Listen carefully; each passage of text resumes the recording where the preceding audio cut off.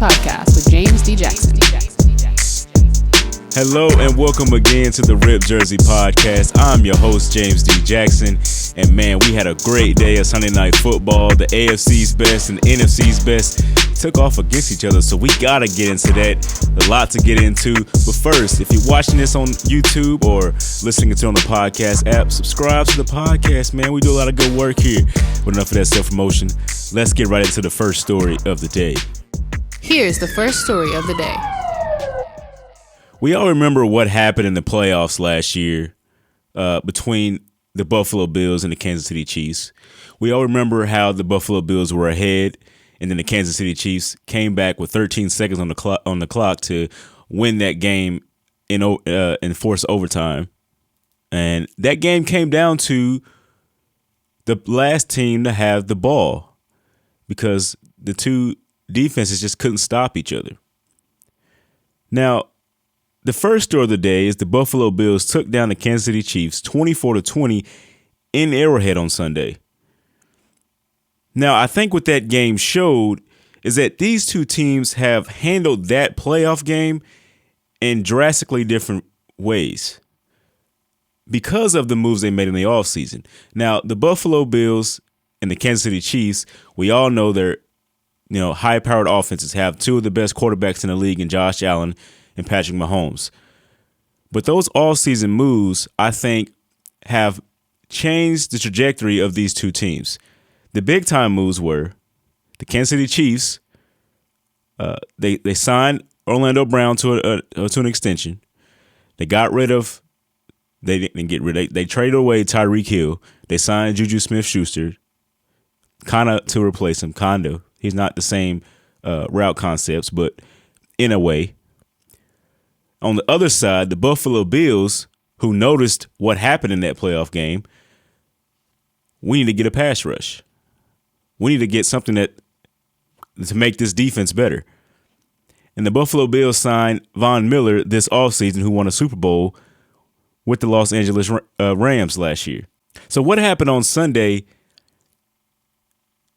We saw again how high-powered these offenses are. The Chiefs, they do very well without Tyreek Hill. But they don't necessarily have a difference maker in the wide receiver position at this point. I mean, they got the great tight end. They got the great quarterback. They got a competent run game. But they don't have the difference makers that they had, which is what they needed to beat the Bills in the playoffs last year. The Bills, on the other hand, have improved in the part that they struggled with, which was the defensive line and the pass rush and things like that. Now they have done that with Von Miller, who had 2 sacks in this game. The Bills' defense is now tough. They're very tough. And it's hard to argue that the Bills are not now the favorite in the AFC because of what happened. They beat the Kansas City Chiefs in their stadium, in the loudest stadium there is in NFL. And I want to look at the stats real fast. So let's look at by the numbers. Let's go to it. Here's by the numbers. By the numbers, Josh Allen was 27 for 40 for 329 yards, 3 touchdowns, and no interceptions. He was sacked one time in that game, which looked like a tripping that should have been called, but they didn't go that way, and that actually forced them to have to punt on that drive, which could have been another difference maker for them. Patrick Mahomes, 25 for 40 with 338 yards, 2 touchdowns, and 2 interceptions. He was sacked 3 times. And you can tell the difference because also they have rushes on here for those quarterbacks, how many times they were rushed in the pocket. Josh Allen was rushed 11 times. Patrick Mahomes was rushed 19 times.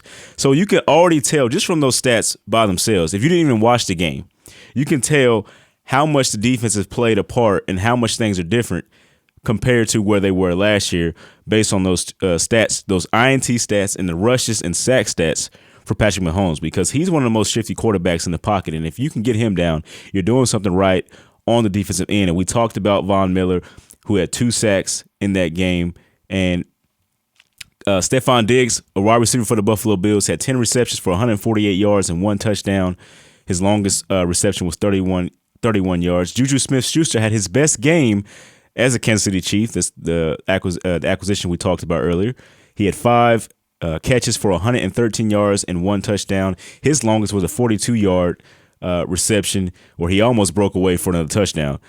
So he had a great game. Travis Kelce, 8 catches, no touchdowns in this one after that great game he had and last time in the primetime game where he had 4 touchdowns on Monday Night Football.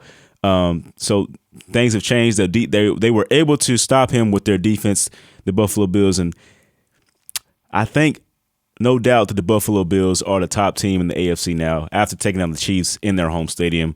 The Bills are now 5-1, and the Chiefs are 4-2. And so that's just what it is now. The two teams have really handled that playoff win, that playoff series, well, not series, that playoff game against each other in two completely different ways. And I think in the short term, it is paying off for the Buffalo Bills right now. We'll see where it heads later on throughout this season in the playoffs. But let's get into the second story today. Here's the second story of the day. Everybody wants to be right. Everybody wants to be right. And there's no problem with that. That's human nature. We all want to be right. We all want to be right about the things we say because we don't want to look like we're ignorant. We don't want to we don't know what we're talking about. But I feel like that urge to be right was too coherent and too apparent in that first half with the NFC teams facing off on Sunday night. Because the second story of the day is the Eagles beat the Cowboys 26-17, and Cooper Rush, the Cowboys' backup quarterback, threw 3 interceptions in the loss. Now, I talked about people wanting to be right, and it's because of what Cooper Rush has performed. We all know about the controversy that the Dallas Cowboys have had with Cooper Rush stepping in for Dak Prescott after Dak Prescott has been hurt. Cooper Rush has gone off for 4 wins with the Dallas Cowboys this season. He hasn't turned the ball over once. However, he turned the ball over 3 times in this game. And it just seemed like Cooper Rush wasn't allowed to make a mistake. For those people that didn't want him to be the quarterback for the Dallas Cowboys, for those who thought he's, getting lucky because of his defense and the run game, I know I said he benefited from it, but I'm not saying he's just getting lucky. I think he's done a great job. I think he's doing great. Philly is the number 1 defense in the NFL in turnovers. Number 1. They're not number 1 in the NFC or their division. Number 1 in the entire NFL. What were you expecting Cooper Rush to do? No other quarterback has been able to do great things against them. So I just think the standard for what we're holding Cooper Rush to is too high. I mean, this is his first loss as a starter in the NFL. This is the first time he's thrown interceptions, turned the ball over, and he's already being people are always trying to throw him to the back spot and to the backup spot for the Dallas Cowboys, as if he hasn't proven that he's worth being in this game. They want to be right so bad because of their early predictions after week 1 when Dak got hurt and the Cowboys looked bad on offense. And Cooper Rush came in and everybody said, the Cowboys they're done for this year. And Cooper Rush has led them to 4 wins this season. And so now that he's having a bad game, people want to be right so bad that they're throwing him to the wolves. Cooper Rush this season has thrown a touchdown pass against Cincinnati, against New York Giants, and 2 against the Washington Commanders. And he also had 1 in this game. Although the 3 interceptions make that, negates what he did there. But I don't think the point I'm trying to make is I don't think you should take away from what Cooper Rush has done in this game because he faced off against the best defense in the NFL. You got to give props to where it's due. Sometimes it's the other side that's doing the most work in the battle. It's not Cooper Rush making mistakes. It's the other side making great plays. One of his interceptions was bad. It was tipped in the air. That happens to any quarterback. There's nothing you can do about that. If you didn't watch the game, you wouldn't know that if you just read the stat line. Everybody just wanted to be right about him being a backup quarterback.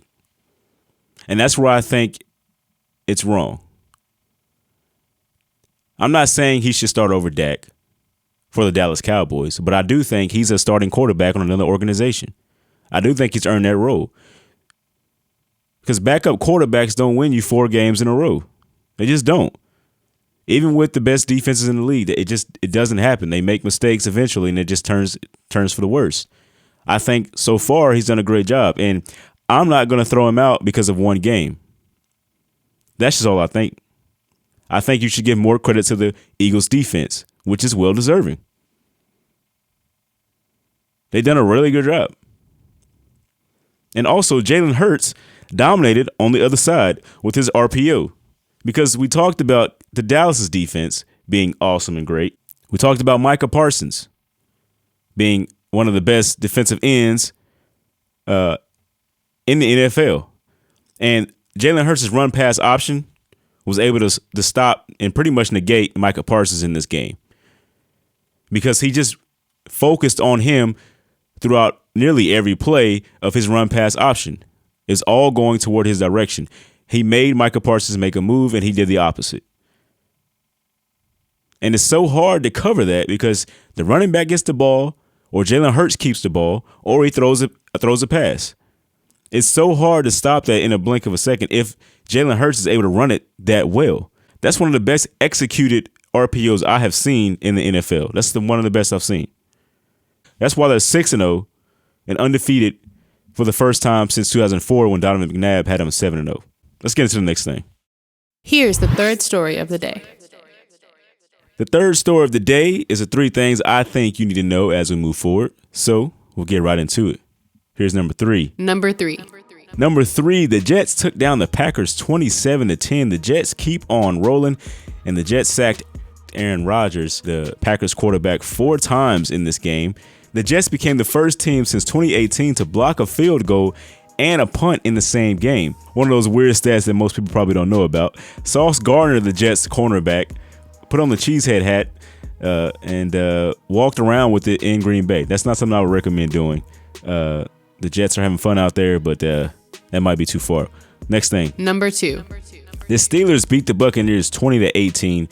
Mitch Trubisky and Kenny Pickett both threw for a touchdown. That's a shocker out there. The Steelers have not been great this season, and the Buccaneers have Tom Brady, the GOAT, the greatest of all time in quarterbacks, and that's one of the shocking scores out there. The Steelers are now 2-4, trying to get back on the right streak. Mike Tomlin honestly has his streak on the line of winning seasons as a head coach. If he keeps coaching games like that, he may get it back. We'll see.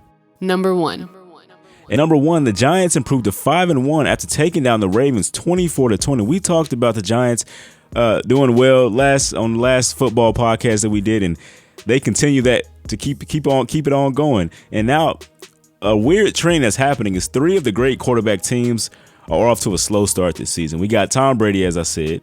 We got Aaron Rodgers, and we got Lamar Jackson, all at 500 or below so far this season. That's just not something we expected coming in. However, the top 2 quarterbacks that we thought, Patrick Mahomes and Josh Allen, are still doing great. So we'll see what happens. But that's all I have for you. I'm James D. Jackson, and this has been the Rip Jersey Podcast, and I appreciate you for sticking around with us.